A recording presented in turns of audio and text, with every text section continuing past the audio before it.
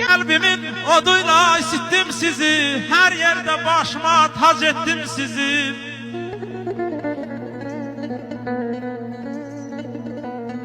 Ay bala, əzab əziyyətlə böyüttüm sizi. Könlümdə gör neçə yanrıyacım var. Balalarım, evlatlarım, benim size her zaman ihtiyacım var.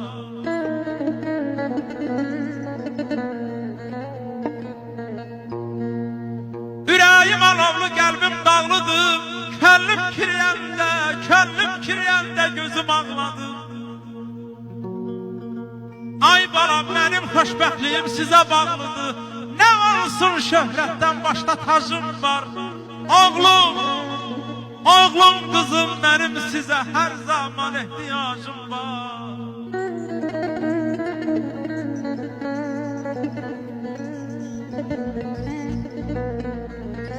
Sizi bu ərsəyə mən gətirmişəm. Bütün arzu istəyimə tən gətirmişəm. Qartal təydim deyimdə dən gətirmişəm. İndi nə tərlanım, nə turacım var. Oğlum